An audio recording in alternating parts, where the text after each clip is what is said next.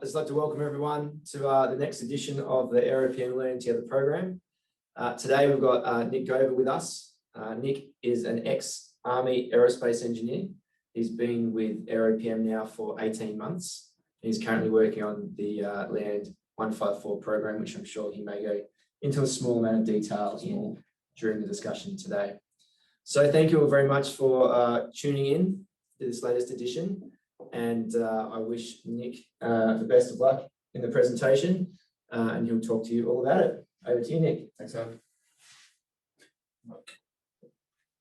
Good day, everyone. Nick Gover, as Adam mentioned, spent a bunch of years in Army aero engineering, a couple of different helicopter types, but now find myself doing counter-IED acquisition, which is slightly different and under a completely different regulatory framework. So while I'm not the expert on this, the whole purpose of this meeting is to get people talking and have a think about the different sort of nuances to achieving due diligence and, or maybe, seeking that golden egg. So these are the things we're going to talk about today. What is due diligence? We'll talk about integrating different systems and the outcomes of doing that under different reg frameworks. Then we'll look at some examples under those three domains there, the air. I've combined the joint and land domains. And then we'll talk a little bit about side, which is a bit emerging, and then we'll kind of wrap up. Sort of to contextualise this, I suppose, this necessarily is a bit of a defence-centric presentation. It's got defence flavour to it. The examples that I'm going to talk about are quite sort of Army-centric because that's my background. But the theory and the methodology behind achieving due diligence and chasing due diligence is broadly applicable across a range of domains. So one thing, if you do have a question or a point or something you want to raise or discuss, please speak up. I don't hold a monopoly on good ideas. So I'm completely all ears. This is a learning together session. So moving forward, what's due diligence? Due diligence is knowing enough or knowing the right amount for the task you're doing. And the subjective section is there is knowing enough. What is enough? Well, enough is applying reasonable care. It's applying requisite effort. But part of your obligations as a professional, particularly for the engineers out there, it's finding the right technical knowledge to apply to a situation. Due diligence or appropriate rigor isn't applying all of the rigor. It's finding out what that right amount is and applying that. So I've quoted a cracking ISO 31000 quote. It's got a bunch of principles in that standard. Seek it out at your own leisure. But it talks about the best available information. So it's up to the individual, for whatever problem you're trying to solve, to go and source that available information. I suppose the question we're all here today to kind of flesh out is, how do I know when I've done enough? I'm sorry, I'm not here to give anyone any golden eggs. I'm not going to give you a panacea to all your problems. How do you know when you've done enough? Well, you probably won't. You probably will only know that you haven't done enough when something goes wrong, and that's the crux here. What you want to be able to do is provide form a credible, defensible argument and position behind whatever decision making, be it project, financial, or engineering, that you need to go down into. So, due diligence is by nature iterative. It's cyclic. You can't naturally form a final position. So if you can't find a final position, then it's quite difficult to find a start point. So this cycle that I presented here is kind of an amalgamation of a bunch of standards and a few different policies from within defence. But the main thing I wanted to highlight here is that it is cyclical. So as a relatively arbitrary starting point, we'll pick on the left-hand side there, audit. So in practicality, what you might find is an audit or some sort of review of your project or system is being conducted, and finds a bunch of problems. So you'll then establish the management systems as a result of that audit, or that'll be one of the recommendations. From those management systems, you'll then identify some risks. You'll then build those into the system, identify some mitigations. Then you find your way back around to auditing that system, and you'll continue to grow and evolve your problem-solving ability as you go through the system.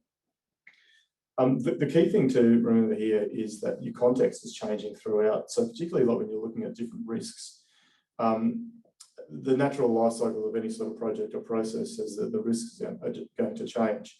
So you need to continually analyse those risks. You're continually analysing the configuration, the role and the environment of any system that you're operating in to make sure that you're still hitting that target. And at each step, when the context changes, the standard of due diligence necessarily changes with it. Funnily enough, that sort of cycle of conducting any sort of system looks a hell of a lot like the Plan, Do, Check, Act system.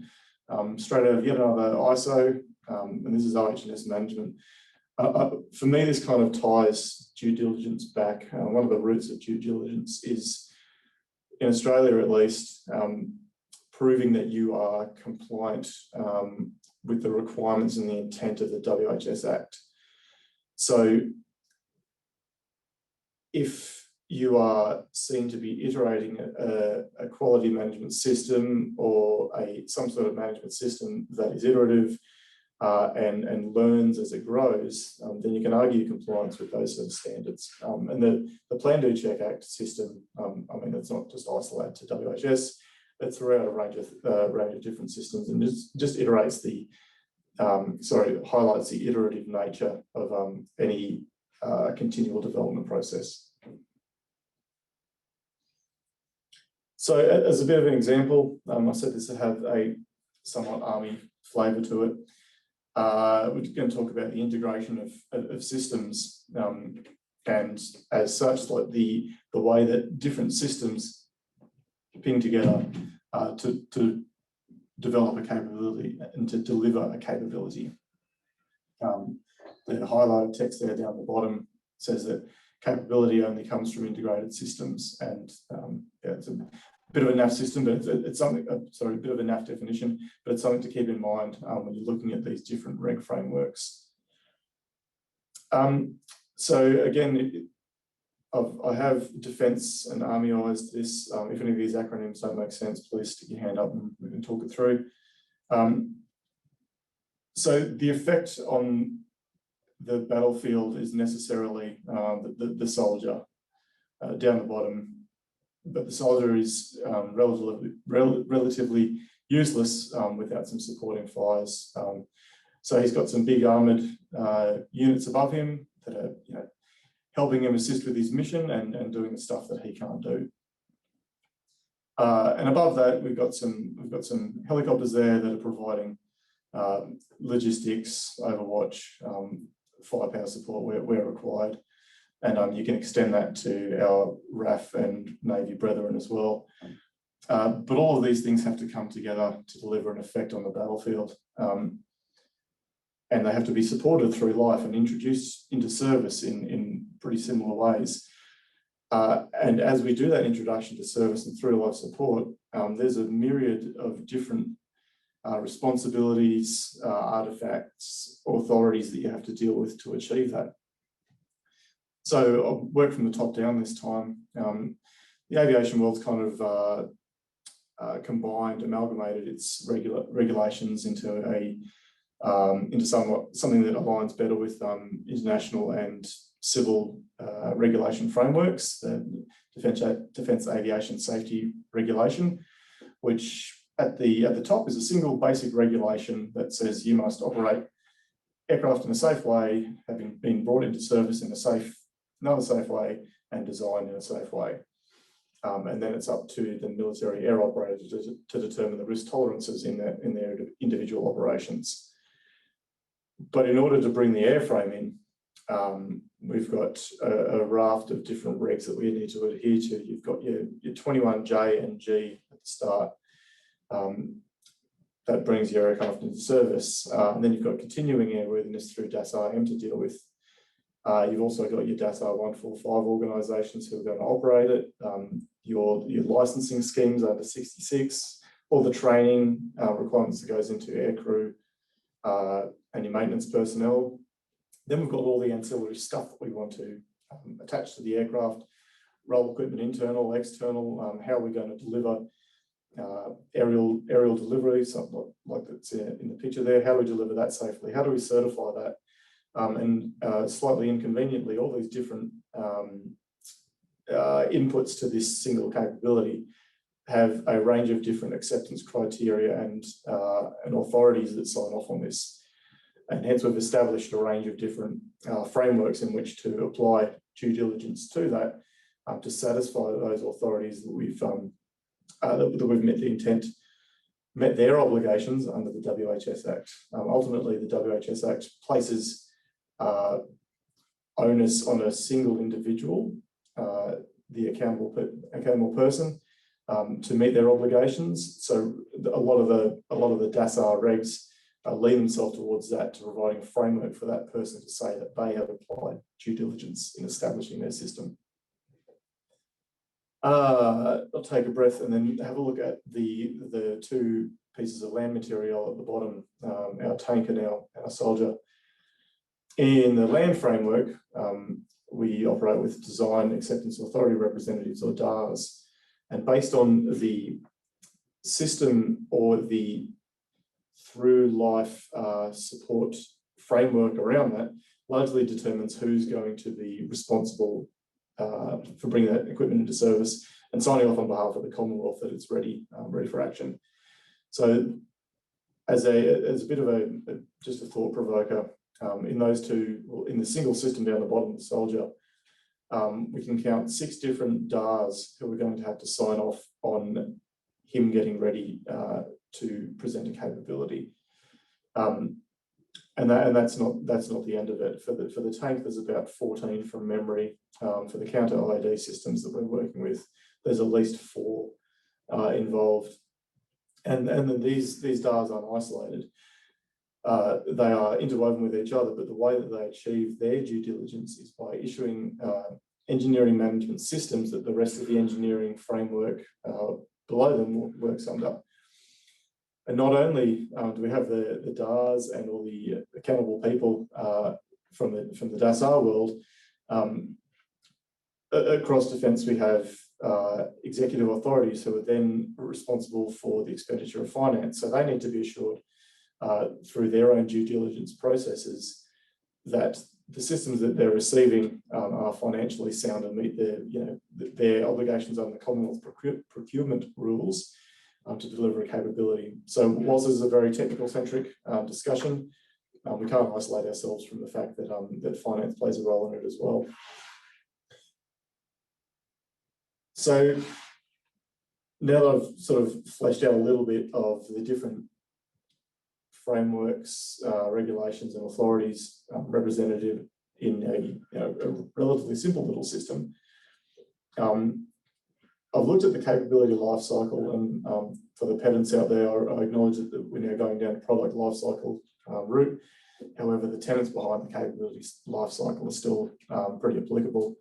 So I have kind of taken the old CLC manual and the intent of product lifecycle management and amalgamated them into a pretty sort of generic life cycle. So there's 4 phases to the life cycle: the requirements definition phase, where you look at what the customer need is and how we're going to meet that, and then you start to work on your V diagram.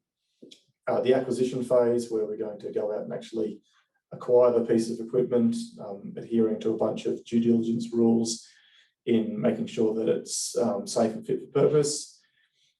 The in-service part of the life cycle, so ensuring that it remains safe and fit for purpose, and that's kind of the DAS-RM/145 equivalency there. And then at the end of the life, we're going to dispose of it. And how do we make sure that we're disposing of that in a safe way, but also in a way that is in the best interests of the customer, that we're still going to ensure they have capability throughout.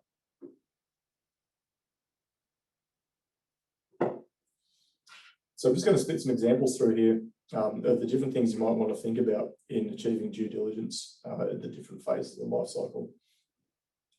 So firstly, the requirements phase. Have we engaged everyone that we need to? Have we talked to the right people about the right things? How do we ensure that the different stakeholders are providing genuine advice and are staying inside their lane? It's quite difficult to ensure that the messages that you hear from stakeholders are actually abound in truth and not sort of wishful thinking. I think everyone's had some sort of examples through their career where a list of requirements comes through in the form of a shopping list, and the delivery agency gets tasked with going out and buying a whole bunch of fancy stuff, and then later on in the life cycle works hard on remediating that fancy stuff into some sort of proper introduction to service. So in line with that, once we've got the what we say are the stakeholder needs, how do we devolve those into requirements? How do you apply the rationale behind requirements? You're clear, concise, traceable, singular, all those tenets. How do we ensure that those are sufficient to do the job, and how do we know that we've gone down the right rabbit holes to the right depth? The points 2 and 3 there, some classic V&V work. But are our requirements verifiable by who? Does that agency know that they're going to be able to do this? Have we engaged with them? Are they expecting it? Are we going to blindside them? And are the requirements actually achievable? Again, I'm sure everyone's experienced pie in the sky thinking around capability.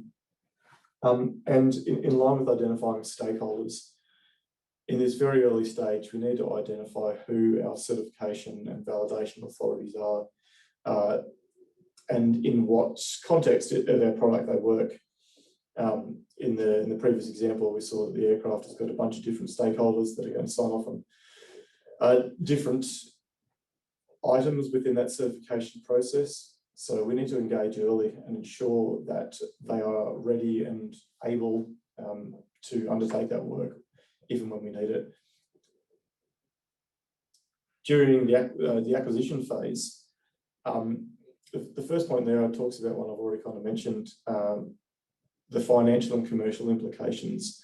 Although we're here talking about technical due diligence, it's remiss to not think about the financial implications of the decisions you're making, and getting aligned by project and program managers when you're stepping outside the bounds, or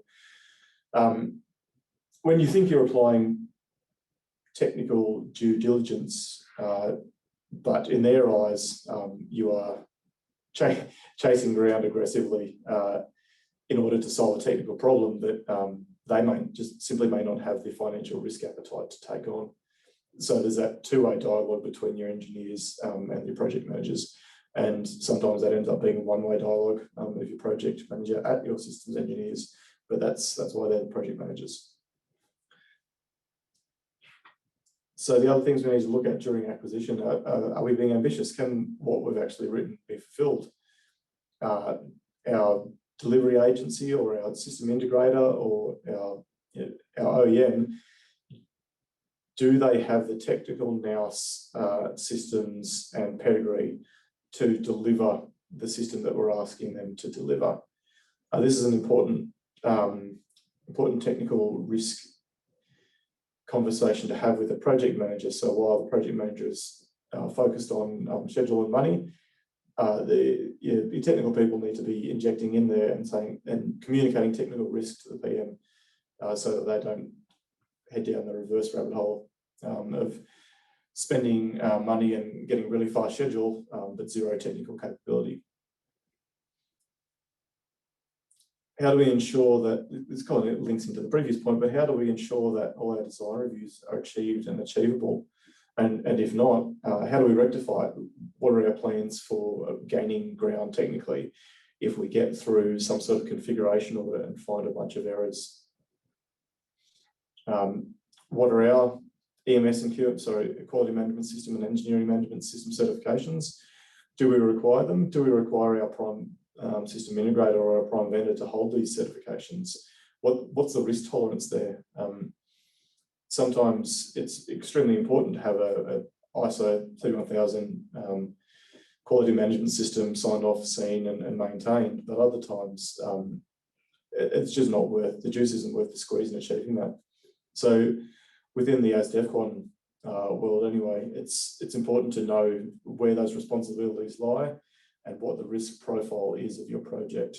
And we'll talk about risk profiles in land versus aviation a bit more later.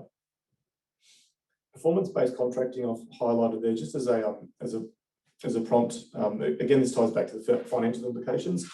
And it's a financial risk mitigator. So if the engineering world isn't able to solve all the engineering problems, which we're largely, that's a bit ambitious to be able to do that. So we need to put in place risk mitigation strategies to achieve that. And sometimes that comes down to a financial hook in the contract. Same with liabilities and losses. There should be a backup, not something you're relying on up front, because if you're relying on liabilities and losses clauses within contracts, then your engineers and your financial people definitely haven't done their due diligence. And the support system, is it sufficient through the in-service? So during in-service, you're going to hand that system off to a sustainment organisation. How do they ensure that? Well, so I'll step back a little bit.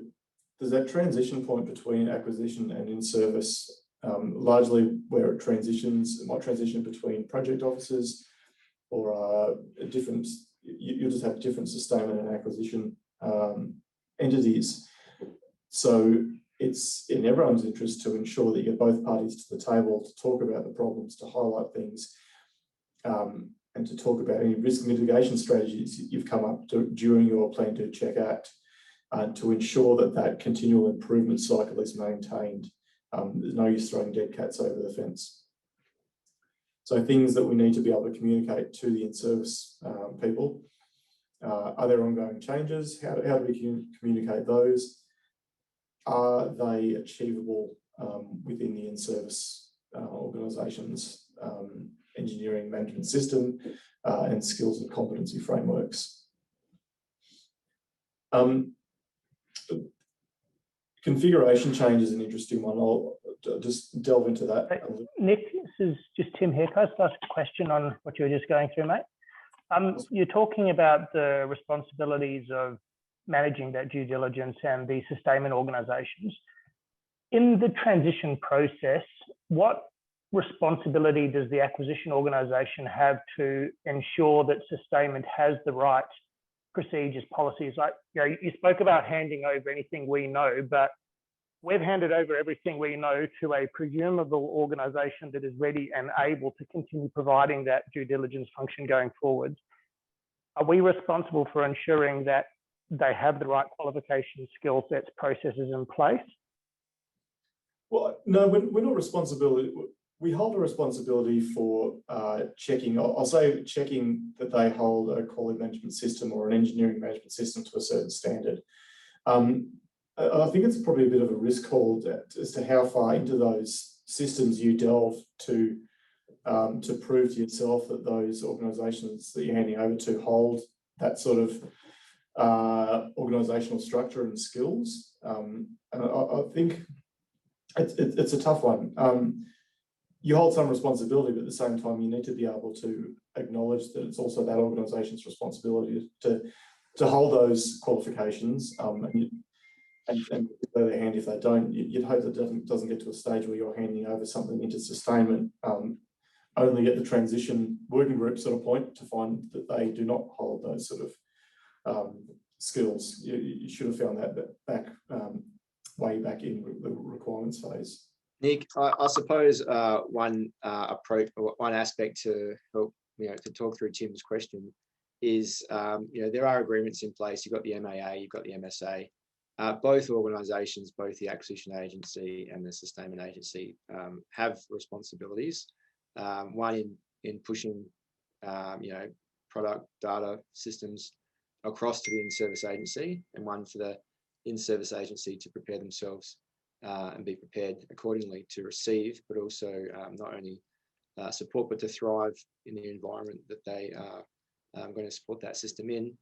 And you know, that obviously a lot of the time, depending on the size of the acquisition, will come along with the transition team as well. So there, you know, there's a lot of you know, due diligence that each individual agency has responsibility for, and must also obviously understand what they're receiving and how to catch that product and service as well. Yeah, there's a big chunk in financial due diligence and commercial due diligence about. So if I'm acquiring a company, I need to make sure, conduct my own due diligence to make sure that company, that entity that I'm about to take on, you know, is financially sound and has all the things that make that company a company. I suppose there's some parallels to draw here too, that both sides need to ensure, the sustainment organisation needs to ensure that they have studied the system they're about to take on sufficiently that they know they can take it on. And the acquisition side similarly needs to study to a point, and that point is probably the MAA/MSA, that the sustainment organisation they're handing over to has the nous, has all the systems to do it, but that they are providing that organisation with those gaps, with the filler to those gaps if identified.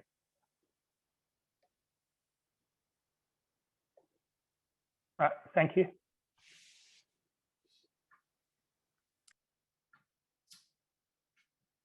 Thanks, Tim, but I have conveniently lost my place. And I think I was up to about here talking about post-acceptance capability integration.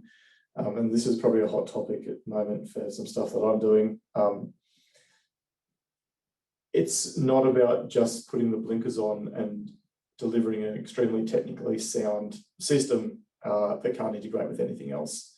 So forecasting what those other systems you think you're going to integrate with are, and the appropriate responsibilities of different organisations there. The last point there, what about capability failure? What happens if a capability fails? Does this necessarily mean that due diligence wasn't applied? And I'll probably just sort of leave that point there, but it's an interesting one to ponder. Does failure actually, does system failure actually mean that the system has failed, the backup systems have failed? And during disposal, there's a bunch of different things you need to consider as well. And these need to be sort of fleshed out in any disposal plan quite early on in the piece. But the obligations of the Commonwealth, again, this is a defence-centric presentation. How are you going to dispose of problematic items of supply? That's another technical problem. Any remediations of works and facilities, and also the remediation of the workforce. So if you're requiring a large, I'll pluck an aircraft system that's replacing another aircraft system, how do you ensure from an AIC perspective that you're going to continue to maintain the technical skills of your technical staff and engineers that are involved in large projects?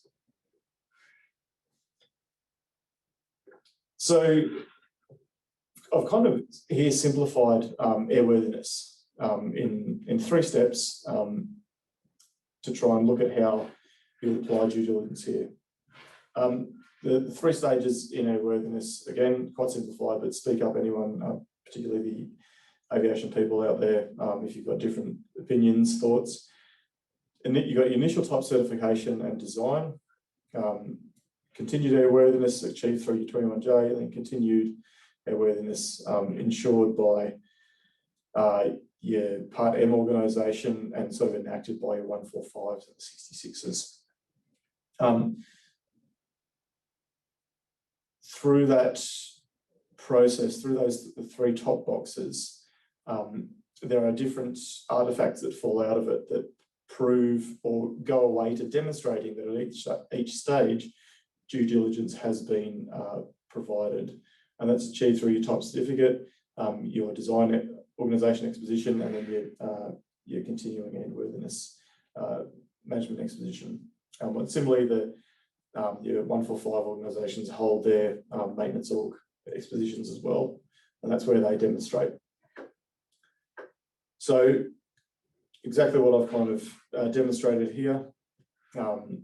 Different artifacts fall out at different points in the life cycle, and moreover, you have different responsibilities. Although we have the Defence Aviation Safety Authority, who's the ultimate authority, funnily enough, in airworthiness, they delegate out their authority at different levels, at your 21, your Part M, and your 145 levels, to people like your CAM and your 145 responsible managers, in order to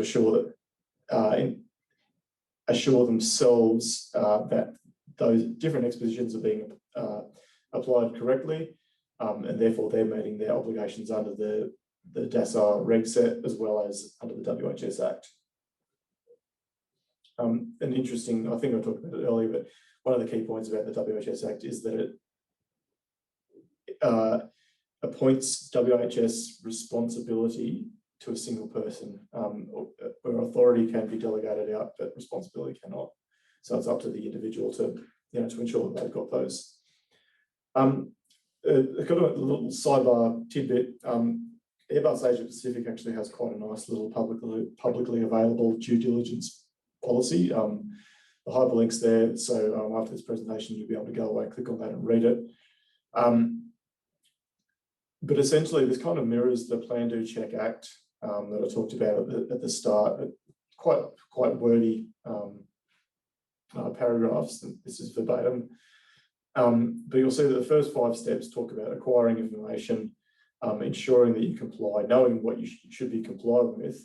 And then step 6 is essentially that audit. That have we done enough? So going back and looking at the previous steps and ensuring that through that process, if you have learned something new, you apply that knowledge accurately. So again, it's an iterative step, but it's quite a nice structure to this policy, despite being a little wordy. In comparison to the air domain, the land and joint domain, I'll smash them together, have an inherently higher risk tolerance, and that is a bit of a broad statement. I'm sure there's exceptions to that. So whereas in the air world, there's quite a high risk profile and a high level of rigor is applied at all steps. In the land and joint domain, it's a bit more of a risk-based approach to applying due diligence. So the risk tolerance threshold will depend highly on the role and environment that operations are being carried out in. So similar to the aviation example, you have your initial design and material certification. That's when you are going through the requirements and acquisition phase, you're adhering to your SPO policies and procedures, but then the higher level CASG procedures when they don't exist. And a lot of the time in the land domain, each SPO won't have its own individual policies and procedures. So the engineering management systems that the SPOs hold generally refer up to the higher policy. And also the LMSM, which is the Land Material Safety Manual, is relatively recent, is very WHS Act compliant, and actually calls out individual sections from the Act to comply to, but it applies a risk-based methodology to applying due diligence to technical issues.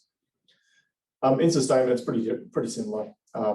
You'd adhere first to the Land Material Safety Manual, and the SPO SOPs generally fall out of that. One new portion to me is ICT and cyber systems, and this is where I'm going to profess to not be an expert, but having an increasing exposure to these systems is showing me that you cannot and should not differentiate or distinguish too heavily your IT and your capability, be it a helicopter or a tank. So as I stated there, the ICT Tech Assurance Framework is the method by which ICT systems and networks are designed and regulated. CIOG holds that document, but it's enacted generally through service headquarters, and then through the different project offices that leverage off that framework. The IRAP, the Information Security Registered Assessor Program, there's a lot of acronyms at the bottom there because this is acronym heavy, this one.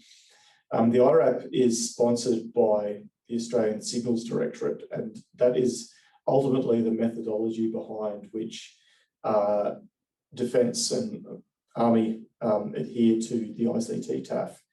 So this is an open source sort of whole of government approach to achieving security accreditation. But the design and the cyber worthiness of ICT systems is insured to be against the TAF and assured by IRAP assessors in the first instance. However, there's a whole raft of SMEs within CIOG. Depending on what sort of system you're looking to bring in, that will be the interface to that tech assurance framework. So I'd kind of just like to throw it open there to see if anyone's got any more exposure to particularly cyber, because I think that's something that I know I could learn a lot on.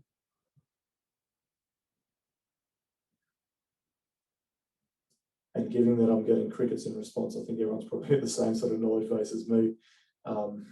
Yeah, my experience at the moment though is it's very it's polyamorous to try and divorce ICT and cyber systems from hardware systems. It's seeing an increasing involvement of the LAN network integration system to new acquisitions as we do try and group up this cyber realm and ensure that we're applying due diligence across that in order to achieve the regulation of the acceptance regulation of IT systems as well as those hardware systems.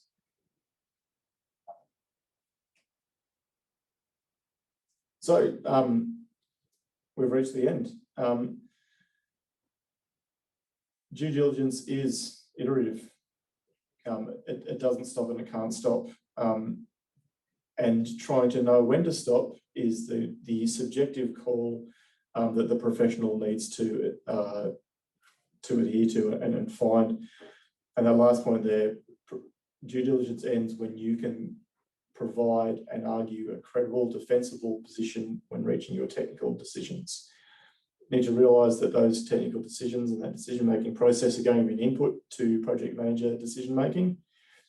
But if you can put your hand on your heart and say, I have applied all reasonable measures in a risk-based framework in order to achieve what I need to achieve within a sufficient time frame, with sufficient resources and sufficient knowledge, then I think you've applied due diligence. So I'll open the floor to questions.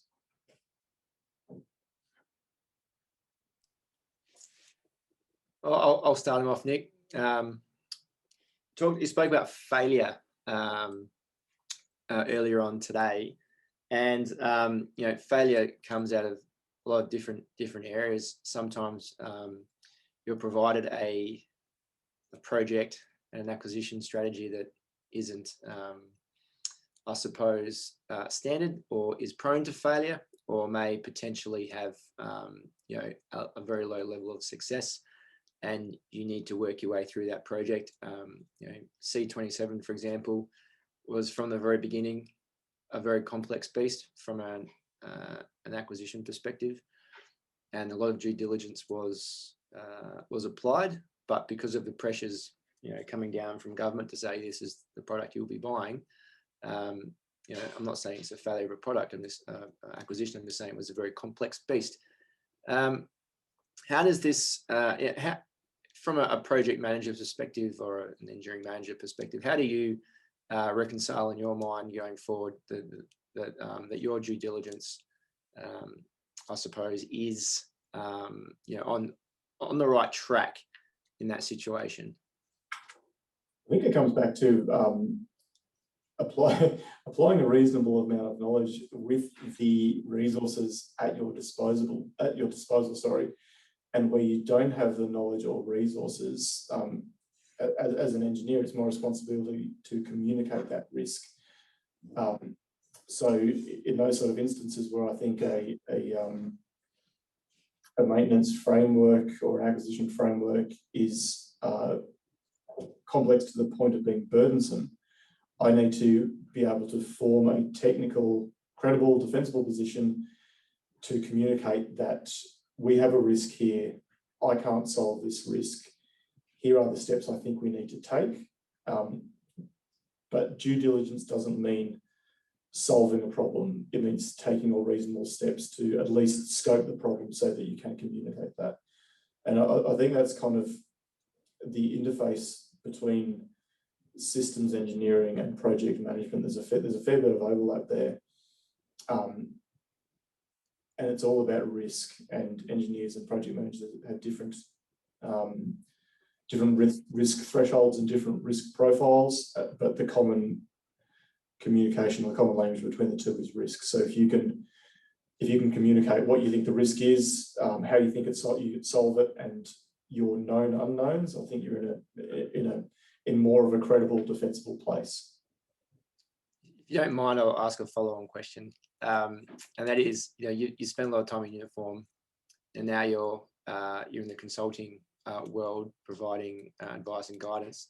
How has your mentality had to shift from being a uniform to being a consultant when providing due diligence, if it has? Well, I just expect everyone to continue to follow me and do whatever the hell I say, really. No, it doesn't work like that.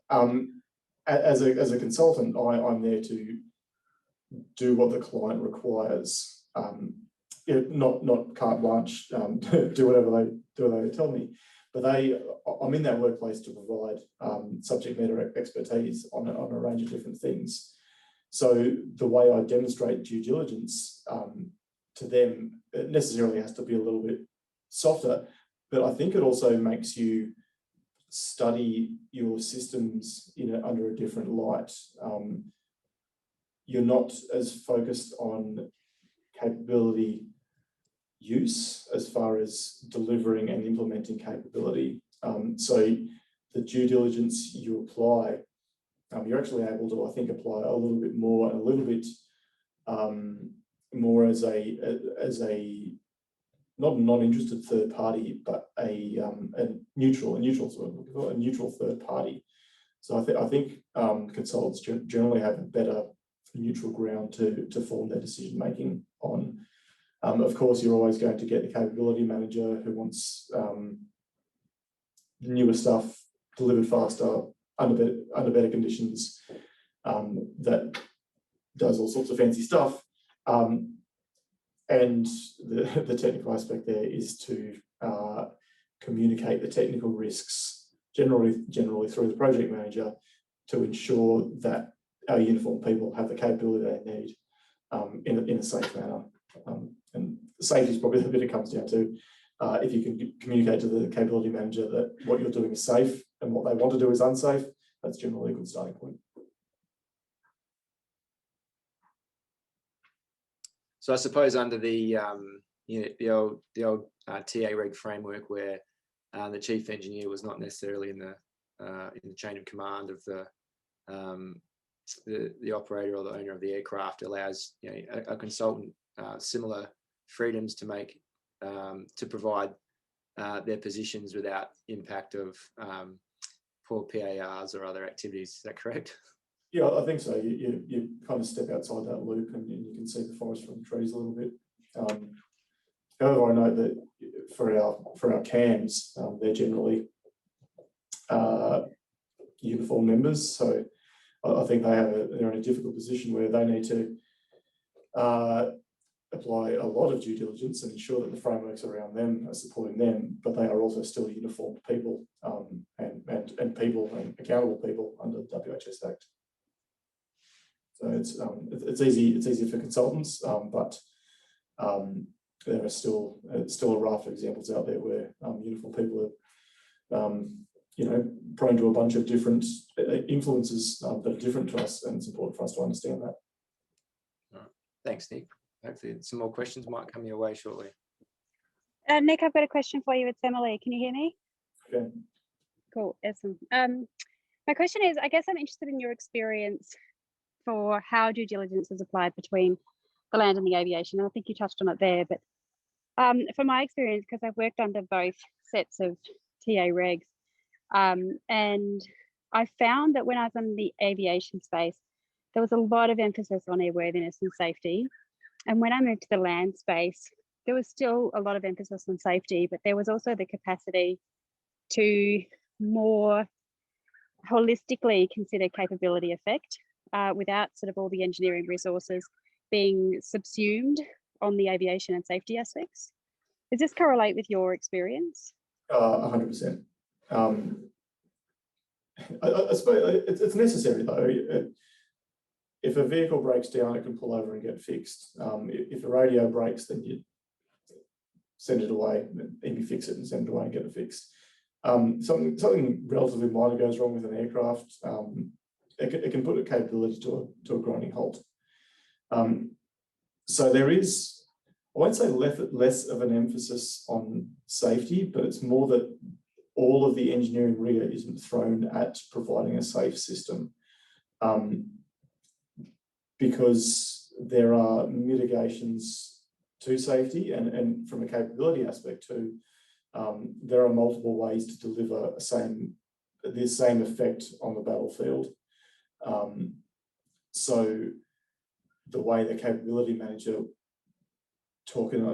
apologies for speaking a bit of army language, but it's a bit of the capability manager wants to have an effect, and they can achieve that effect through a range of different ways. It doesn't need to, if one system falls over for some sort of technical reason, safety or not, they've still got ways of achieving what they need to achieve. So the risk profile between the two is necessarily different. And from what I understand, the maritime environment sits somewhere between those two, but probably, depending on the capability, also towards the airworthiness side, because depending on the system that goes down on the ship, will impact the capability and the safety of those on board.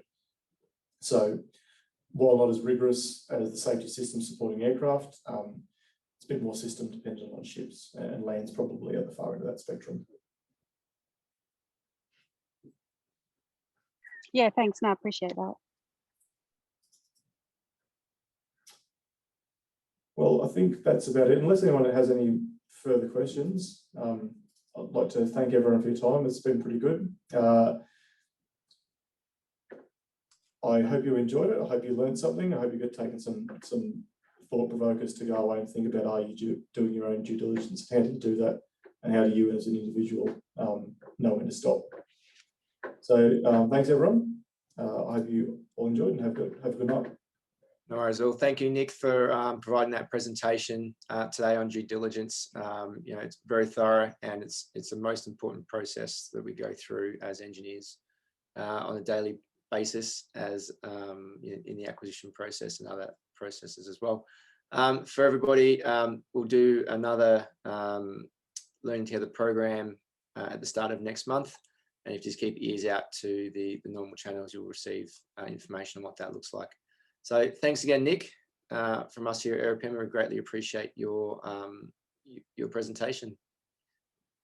Thanks, Adam. Thanks, everyone. Have a good night. Bye. Thanks, Nick. Thanks, Nick.